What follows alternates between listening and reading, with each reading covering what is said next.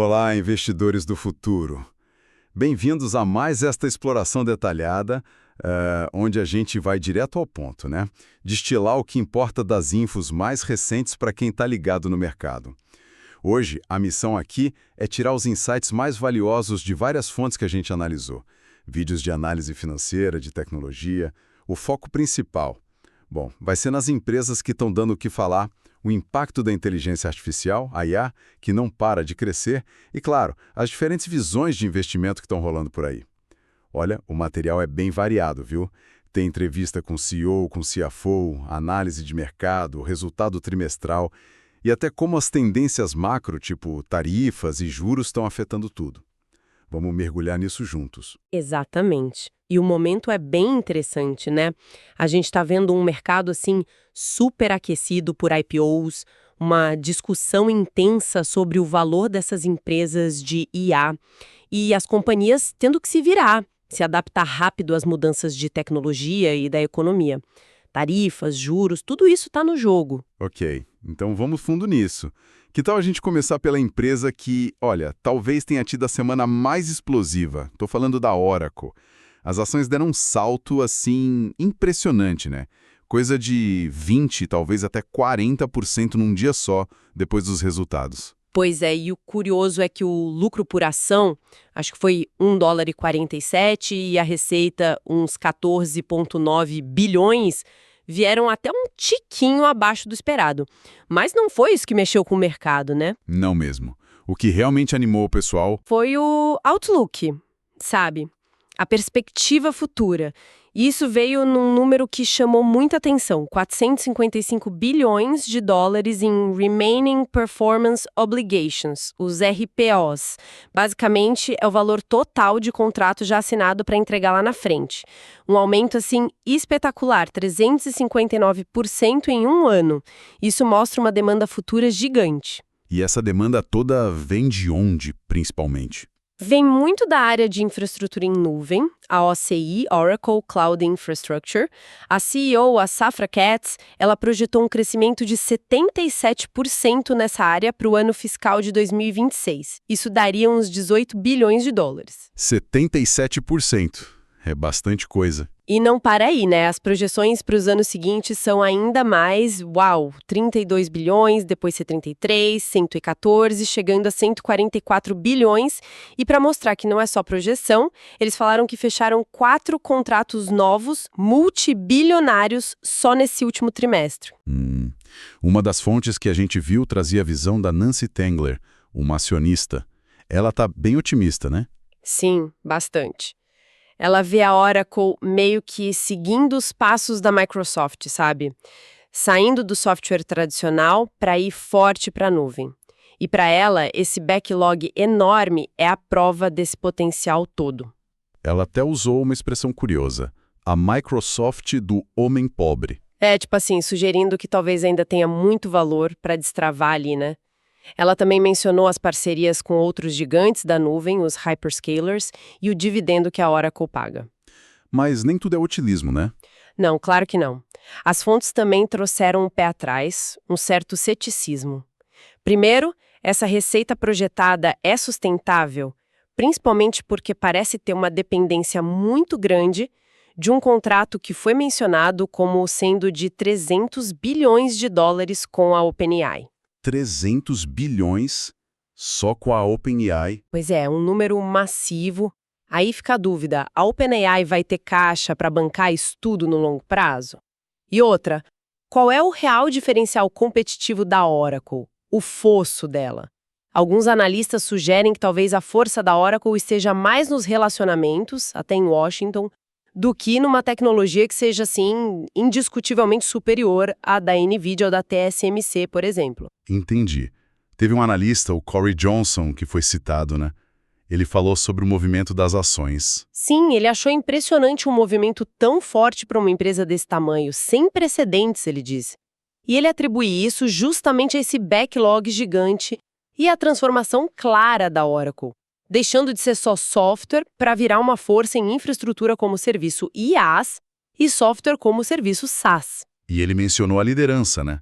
O Larry Ellison e a Safra Catz. Exato. O Ellison como visionário, o cara da tecnologia como CTO e a Sarah Katz como a CEO focada em execução, em fazer acontecer, uma dupla que parece funcionar bem.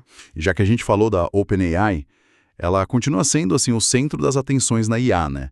A CFO deles, Sarah Frier, usou a palavra selvagem para descrever o crescimento. É impressionante. A receita deve triplicar esse ano, saindo de uns 4 bilhões para talvez 13 bilhões de dólares. E a base de usuários é enorme. 700 milhões de consumidores, 4 milhões de empresas usando. E ela deu aquela analogia do beisebol. Isso, do primeiro inning. Tipo, a gente tá só no comecinho desse ciclo todo de investimento em IA. E um dos maiores problemas que ela mencionou, e todo mundo fala, é a falta de capacidade computacional, o compute. Falta poder de processamento para treinar e rodar os modelos. E é por isso que eles precisam desses projetos gigantescos tipo Stargate. Perto de 500 bilhões. A CFO defende que, se você olhar o crescimento e os múltiplos que empresas de software com receita recorrente costumam ter, não seria um valor tão esticado assim. Ela até sonha alto, né? Falou que a era da IA pode criar empresas de mais de 4 trilhões. E a OpenAI quer ser uma delas. E sobre IPO, ela comentou algo. Comentou, sim. A visão dela é bem prática. Um IPO seria só mais um jeito de levantar dinheiro, não o objetivo final. A prioridade número 1 é grana para comprar mais compute e para pesquisa. E ela confirmou aquela história da equipe do Johnny Ive, ex-Apple? Confirmo. Estão trabalhando em hardware lá dentro. Provavelmente para lançar algo ano que vem, explorando essa coisa da IA multimodal voz, imagem, vídeo. Bom, não dá para falar de IA sem esbarrar na NVIDIA, né? A grande fornecedora das picaretas e pás, como uma fonte chamou, as GPUs. Sem dúvida. E o CEO Jensen Huang, numa das fontes, destacou a importância do mercado chinês. Ele falou em 50 bilhões de dólares, crescendo 50% ao ano, e defendeu que os Estados Unidos têm que estar presentes lá. E sempre rola aquela comparação, Oracle versus NVIDIA, né? A Oracle pode ser a próxima NVIDIA. É uma pergunta que surge, mas os analistas que apareceram nas fontes, tipo Steve Sosnick e Brooke de Palma, eles ainda veem a NVIDIA como a líder fundamental. Quem te trouxe ao baile, foi a expressão usada. Porque eles fornecem as GPUs para todo mundo, né? Microsoft, Meta, Amazon. Exato. Essa posição central na cadeia de fornecimento de IA é vista como o grande trunfo da NVIDIA. Até mencionaram o P/E ratio na época. Oracle estava em 76 e NVIDIA em 50, uma diferença considerável. Mudando um pouco de assunto, mas ainda nos gigantes, Apple. O destaque foi a produção local nos Estados Unidos, certo? Isso. Teve uma fonte que detalhou a parceria com a Corning para fazer 100% do vidro de iPhone e Apple Watch numa fábrica lá em Harrisburg, Kentucky. O Tim Cook falou bastante sobre a inovação por trás disso, tipo o Ceramic Shield e a capacidade da indústria americana. E isso tem a ver com tarifas, China? Com certeza, tá tudo ligado, né? Tensões comerciais, busca por cadeias de produção mais seguras, discussões sobre China, Índia, as políticas de Washington, e mencionaram um plano da Apple de investir 600 bilhões nos Estados Unidos para reforçar essa produção doméstica. 600 bilhões é muito dinheiro. E o Google Alphabet teve novidade para o Brasil, né? Sim, boas novidades do Google Cloud para a América Latina, especialmente Brasil. Eles anunciaram investimento pesado em infraestrutura de IA, trazendo os novos processadores deles, os TPU V6 Trillion, para São Paulo. Isso ajuda na capacidade e na questão dos dados ficarem aqui, né? Exatamente. Soberania de dados é um ponto importante. Além disso, lançaram ofertas específicas. Gemini for Government para governos locais, estaduais e Gemini para universidades. A ideia é facilitar o acesso à IA nesses setores. E por que o foco no Brasil? O Brasil é visto como estratégico, um mercado que inova, adota tecnologia rápido. Eles têm uma meta bem ambiciosa de treinar 1 milhão de brasileiros em IA. Inclusive, marcaram um evento gigante de treinamento para 6 de dezembro para umas 200 mil pessoas. Nossa. E teve mais alguma coisa do Google? A tradução simultânea. Isso. No Google Workspace, tradução em inglês-português em tempo real. Bem útil. E sobre as ações, depois daquele rolo todo do caso antitrust? Qual a perspectiva? Analistas como o Eric Sheridan, da Goldman Sachs, acham que tem espaço para uma reavaliação das ações da Alphabet. Com a poeira do antitruste baixando, o mercado pode começar a ver a empresa com um múltiplo mais parecido com o de outras techs, sabe? Ele até sugeriu um potencial de alta que levaria as ações para perto dos $300. Interessante. E a Meta? Também foi mencionada com planos de investimento grandes em IA nos Estados Unidos, né? Algo sobre um jantar do Zuckerberg com Trump? Mencionaram um plano de $600 bilhões também. O mesmo analista da Goldman, o Sheridan, reafirmou a recomendação de compra para a Meta. Ele vê um potencial de alta de uns 10%. E o argumento dele é que a IA já está funcionando para eles? Exato. Ele diz que já dá para ver o impacto da IA na receita de publicidade e no engajamento. Deu exemplo do Instagram, que teve um aumento de tempo de uso na casa dos mid-single digits, tipo 4 a 6%, por causa das recomendações de conteúdo feitas por IA. Faz sentido. Mas a dúvida é como eles vão investir esses 600 bilhões, né? Sim, se vai ser direto pela Meta ou via parceiros, isso ainda não está claro. Saindo um pouco desses nomes mais óbvios, teve a CoreWeave. Uma fonte chamou de AI Company of the Year. Eles estão ganhando destaque. Não só fornecem infraestrutura de computação, como também criaram um fundo de venture capital para investir em startups de IA, sabe? Criando um ecossistema em volta deles. E eles são importantes para a OpenAI também, né? Muito. Tem um contrato que foi divulgado de $11,2 bilhões com a OpenAI. A CoreWeave se posicionou como um fornecedor crucial de infraestrutura. E a demanda que eles estão vendo é descrita como avassaladora. Vem de todo lado, OpenAI, os hyperscalers, empresas normais, governos, todo mundo precisa de compute. Bom, e além dessas gigantes todas, a gente viu uma onda de IPOs, né? Sinal de que o mercado de capitais está mais aquecido. Parece que sim. Vários nomes foram um destaque nas fontes, vamos passar por alguns. Começando pela BlackRock Coffee Bar. BRCB, certo. Qual o modelo deles? É um modelo interessante, meio híbrido, tem a conveniência do drive-thru, parecido com o Dutch Bros, mas também querem ter aquela atmosfera de terceiro lugar do Starbucks, sabe? Com foco na conexão humana, barista conversando com o cliente. E o IPO, como foi? Abriu perto de $26,5. E a meta deles é bem ousada, chegar a 1.000 lojas até 2035. Hoje eles têm uma 158 em 7 estados. E quais são os desafios para um negócio desse? Principalmente custo, né? Mão de obra, construção das lojas e as tarifas. Café importado do Brasil, Colômbia, México, máquinas de expressos, geladeiras, tudo isso pode ser afetado. E como eles lidam com isso? A estratégia é diversificar. Comprar de vários lugares. Se a tarifa do Brasil subir, compram mais do México, por exemplo. Mas o CEO diz que o foco mesmo é a experiência. Conexão, cafeína e comunidade. Ah, e um detalhe que mencionaram. A bebida energética deles, a Fuel, não tem corante artificial. Legal. Tivemos também o IPO da Klarna. Esse foi grande, né? O maior da semana. Foi sim. Levantou $1,37 bilhão. Eles têm uma base de usuários enorme, 111 milhões, bem mais que a Firm ou Revolut. Só que a receita por usuário ainda é baixa. E aí que está a oportunidade, segundo as fontes. E eles estão crescendo nos Estados Unidos. Estão, sim. O cartão deles já tem 700 mil usuários ativos por lá e uma fila de espera de 5 milhões. O modelo é focado em transações do dia a dia e eles financiam as compras com dinheiro próprio, o que, segundo o CEO, é mais barato que o modelo da Affirm, que repassa o empréstimo. E a IA ajuda eles? Muito. Eles falaram numa economia de $40 milhões com atendimento ao cliente feito por IA. O tempo de resposta caiu, a eficiência aumentou e isso permitiu até reduzir o quadro de funcionários em 20% em 2 anos, mais por não contratar do que por demitir. Interessante. Outro IPO que chamou a atenção foi o da Figure Technologies, FIG. Levantaram quase 800 milhões. O que eles fazem exatamente? O negócio deles é usar blockchain para, digamos, modernizar o mercado de capitais.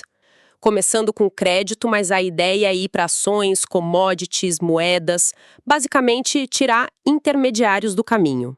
E os números deles são bons. Já originaram mais de 17 bilhões, transacionaram mais de 55 bi na plataforma e já dão lucro pelo gap. Blockchain para finanças. A visão do fundador parece ambiciosa. Muito.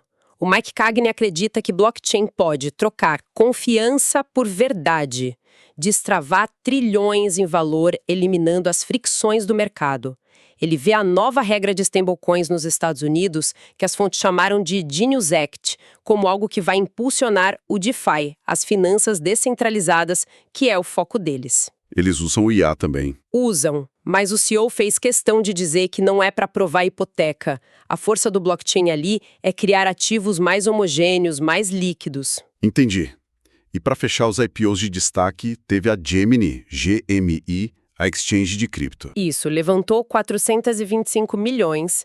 Eles se posicionam como uma plataforma completa, full stack, para varejo e para institucional. Compra de Bitcoin, trading, staking, cartão de crédito com recompensa em cripto, custódia. De onde vem a receita principal? Das taxas de transação, principalmente. Eles buscam se diferenciar pela marca, que já é conhecida, pela tecnologia e por uma interface mais simples para o usuário. Mas eles dão lucro? Ainda não. Tiveram um prejuízo de mais de 280 milhões de dólares nos primeiros 6 meses do ano. O foco agora é crescer, com cartão de crédito e expansão para outros países.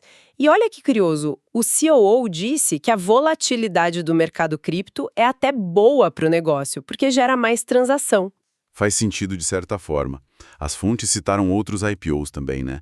Zenta, LB Pharma, Via, muitos subiram bem no primeiro dia. Sim, vários com altas de 30% a 40%. Mas aí vem aquele alerta, né? A estatística que diz que 90% dos IPOs acabam caindo abaixo do preço do primeiro dia em menos de um ano. É bom ter cautela. Com certeza. Agora, vamos dar uma passada rápida por outras empresas que apareceram nas discussões. Começando com software. Salesforce. Parece que tem um certo ceticismo ali, né? As fontes questionaram um pouco a velocidade com que a estratégia de IA deles vai realmente gerar resultado financeiro. As ações estavam em baixa no ano, uns 25% segundo uma fonte. O mercado está esperando os próximos números para ver. Já a Autodesk parece ter uma visão mais otimista para a IA, né? Sim, a percepção é que a IA pode ser uma super ferramenta para os usuários deles, arquitetos e engenheiros. O CEO até disse que a IA não vai comer a Autodesk. Bem confiante. Eles devem anunciar coisas importantes sobre IA na conferência anual deles, a Autodesk University, agora em meados de setembro. Saindo do software, indo para hardware. Broadcom continua sendo vista como alternativa à NVIDIA. Sim, como alternativa ou complemento no mundo dos semicondutores para IA. Os resultados deles eram aguardados na época das fontes. O modelo deles é mais diversificado, né? Fazem chips customizados para nuvem, componentes de rede, software. O CEO, Hock Tan, é muito respeitado. Mas tinha uma pontinha de cautela por causa do guidance recente da Marvel, que é a concorrente. Certo. E nas plataformas sociais e e-commerce, Pinterest está ressurgindo. Parece que sim, 8 trimestres seguidos de recorde de usuários. A geração Z já é mais da metade da base deles. O foco está bem claro, busca visual e facilitar a compra dentro da plataforma usando IA para isso. Eles dizem que a IA deles é boa nisso. Dizem que sim, que o modelo multimodal proprietário deles é 30 pontos percentuais melhor que modelos genéricos para recomendar produto. Então, expandindo para outras áreas, tipo viagens e carros, e tentando atrair mais homens para a plataforma, o CEO vê a IA como oportunidade, não ameaça. Aquela frase, pessoas que usam IA vão substituir as que não usam. Forte. E o eBay, comemorando 30 anos, qual é a estratégia agora? O foco renovado é no re-commerce, venda de usados, colecionáveis, ponta de estoque, coisas que eles já são fortes. Estão investindo pesado em categorias como colecionáveis, que já movimenta mais de 10 bilhões lá, autopeças e agora carros de coleção, depois que compraram a Caramel. E o CEO falou sobre ouvir a comunidade. Sim, o Jamie Iannone disse que é importante ouvir os usuários, focar no que o eBay faz bem e melhorar a satisfação. Ok. E para fechar essa rodada, talvez a história mais agitada. Opendoor, As ações dispararam tipo 80% num dia. Exatamente. Uma loucura. O gatilho foi a nomeação de um ex-executivo do Shopify como CEO e principalmente a volta de cofundadores importantes para o conselho, como Keith Rabois. E a visão que atribuem a ele é bem radical, né? Muito. Corte de custos massivo, falando em substituir talvez 90% da força de trabalho por IA, foco total em IA para transformar a Open Door na Amazon da habitação, um modelo direto ao consumidor que poderia até eliminar os corretores no futuro. Nossa, uma visão super ousada. Compararam até com a volta do Steve Jobs para a Apple. Mas aquele modelo de comprar e revender casa rápido, o iBuying, nunca foi muito lucrativo, né? Por que funcionaria agora? O argumento que apareceu nas fontes é que a combinação de corte de custo radical com IA, mais a adição de serviços financeiros tipo hipoteca, seguro-título, parecido com o que a Carvana faz com o financiamento de carro usado, poderia tornar o modelo rentável. É uma aposta de risco altíssimo, então. Com certeza. Uma aposta na capacidade dessa nova liderança de fazer essa transformação acontecer. Risco alto, recompensa potencialmente alta. Uau, quanta coisa! Diante de tudo isso que a gente viu nas fontes, como fica a perspectiva de investimento? Tem alguma aposta que se destaca como a mais rentável? Olha, um consenso único sobre a aposta mais rentável não apareceu nas fontes. O que a gente tem são diferentes teses de investimento, sabe? Cada uma com seus defensores, seus critérios. Por exemplo, a tese Oracle. Que aposta no backlog e na nuvem, certo? Isso, aposta nesse backlog gigante e nas projeções de crescimento da OCI da nuvem. Os critérios aí são eles conseguirem entregar esse crescimento. Vão manter os grandes contratos, tipo o da OpenAI, e como a dupla Ellison Katz vai continuar liderando.